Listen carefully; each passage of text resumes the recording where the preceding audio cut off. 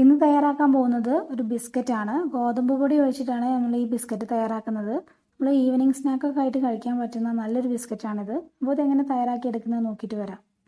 അപ്പോൾ ഇതിന് വേണ്ടിയിട്ട് ഒരു ബൗളിലേക്ക് 1 കപ്പ് ഗോതമ്പ് പൊടി ചേർത്ത് കൊടുക്കുന്നുണ്ട്. കൂടെ തന്നെ ഒരു 1/4 കപ്പ് പഞ്ചസാര ചേർക്കുന്നുണ്ട്. പൊടിക്കാത്ത പഞ്ചസാരയാണിത്. 2 നുള്ളുപ്പും കൂടെ ചേർത്ത് കൊടുക്കുക. ഇതിലേക്ക് വേണ്ടത് 1 ടീസ്പൂൺ വാനില എസൻസ് ആണ്. അതും കൂടെ ചേർത്ത് കൊടുക്കുന്നുണ്ട്. എന്നിട്ട് ഒരു മുട്ടയും കൂടെ ചേർത്തിട്ട് നന്നായിട്ടൊന്ന് മിക്സ് ആക്കി എടുക്കാം. പിന്നെ 1 ടേബിൾ സ്പൂൺ ഓയിലും കൂടെ ഞാൻ ഈ സമയത്ത് ചേർക്കുന്നുണ്ട്. എന്നിട്ട് നന്നായിട്ടൊന്ന് മിക്സ് ആക്കി കൊടുക്കണം.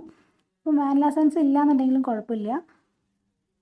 ഒരു 1/4 ടീസ്പൂൺ ഏലക്കാപ്പൊടി ചേർത്താൽ മതി. എന്നിട്ട് നമ്മൾ ചപ്പാത്തിയുടെ മാവ് കുഴയ്ക്കുന്ന പോലെ നന്നായിട്ട് കുഴച്ചെടുക്കാം. അപ്പം ഈ മുട്ട ഇതിൽ പാകമാണെന്നുണ്ടെങ്കിൽ അത് മതി. അല്ലാന്നുണ്ടെങ്കിൽ ഒരു 2 ടേബിൾ സ്പൂണാണ് പാല് ചേർക്കേണ്ടി വരും. മുട്ടയുടെ വലിപ്പത്തിനനുസരിച്ചിരിക്കും. ഇതിലേക്ക് പാല് നോക്കിയിട്ട് മാത്രം ചേർത്ത് കൊടുത്താൽ മതി. ഇപ്പോൾ നമ്മുടെ മാവ് റെഡി ആയിട്ടുണ്ട്. ഇത് ഞാനൊരു പത്തിരി പലകയിലേക്ക് ചേർത്ത് കൊടുത്തിട്ടുണ്ട്. എന്നിട്ട് കൈ വെച്ചിട്ട് നന്നായിട്ട് കുഴച്ചെടുക്കുക. എന്നിട്ട് നമുക്ക് ആവശ്യമുള്ള ഷേപ്പിനനുസരിച്ച് ഉണ്ടാക്കിയെടുക്കാം.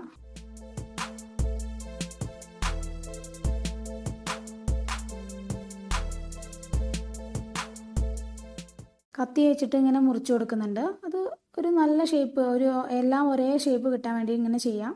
എന്നിട്ട് കൈയിൻ്റെ മേലേക്ക് കുറച്ച് ഓയിൽ തൂത്ത് കൊടുത്തിട്ട് നമുക്ക് ഒന്ന് പരത്തിയെടുക്കാം.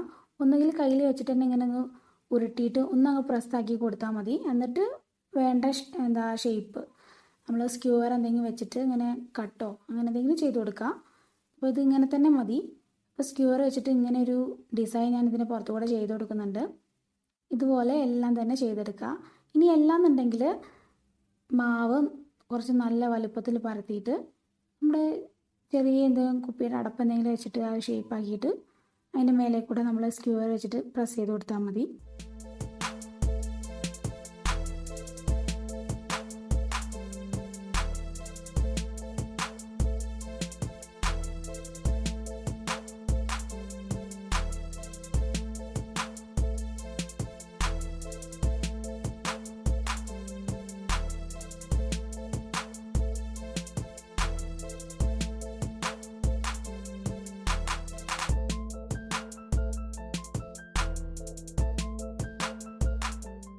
ഇതുപോലെ ബാക്കിയുള്ളതെല്ലാം തയ്യാറാക്കിയെടുക്കാം.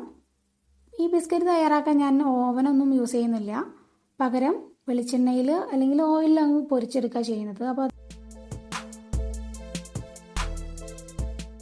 ഇതിന് വേണ്ടിയിട്ട് ഒരു ചട്ടി ചൂടാക്കിയിട്ട് അതിലേക്ക് ആവശ്യത്തിന് ഓയിൽ ചേർക്കുന്നുണ്ട്. ഒന്ന് ചൂടായി കഴിയുമ്പോൾ നമുക്ക് ഇതിലേക്ക് ഓരോന്നും ഇട്ടിട്ട് പൊരിച്ചെടുക്കാം.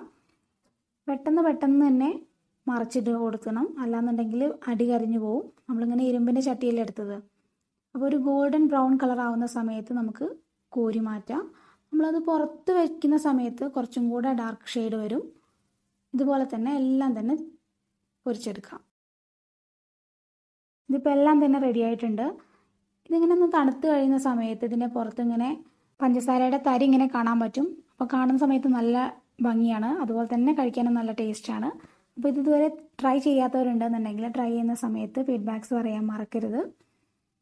അപ്പോൾ ഇന്നത്തെ വീഡിയോ ഇഷ്ടമായിട്ടുണ്ടെങ്കിൽ ലൈക്ക് ചെയ്യാനും ഷെയർ ചെയ്യാനും സബ്സ്ക്രൈബ് ചെയ്യാനും മറക്കരുത്. Thanks for watching easy tips kitchen.